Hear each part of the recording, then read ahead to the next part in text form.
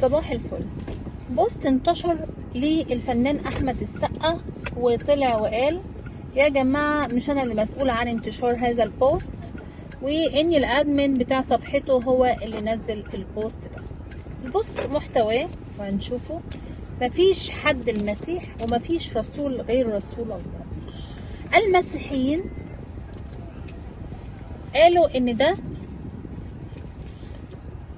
انكار للسيد المسيح او لانكار لوجود السيد المسيح، وان هو بيعترف طبعا برسول النبي محمد هو الرسول الوحيد على وجه الارض، وان مفيش حاجه اسمها المسيح. طيب نفتكر من كام شهر استضافه الفنان احمد السقا في احد البرامج التلفزيونيه وبيقول يا جماعه، المذيعه بتساله انت بتخطئ؟ قال لها مفيش حد المسيح، مفيش حد ما بيغلطش. يعني اقدر اقول ان السقا انسان مثالي؟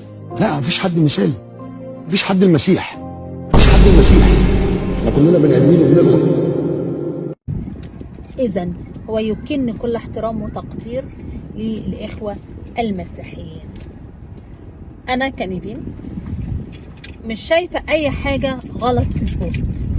لو معلوماتي غلط، لو الحته دي اللي انا مش شايفاها غلط، ممكن نصلحها مع بعض. بس انا شايفه ان مفيش حد المسيح، مفيش حد شبه السيد المسيح على الاطلاق.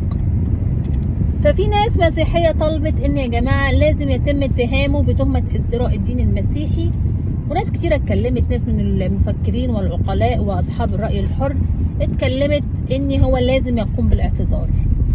هو قال يا جماعه ما كبروش الموضوع، وبعض الساده المحامين هيقدموا ضده بلاغ، لكن انا لم ارى سوءا في هذا الكلام. مفيش حد المسيح خالص.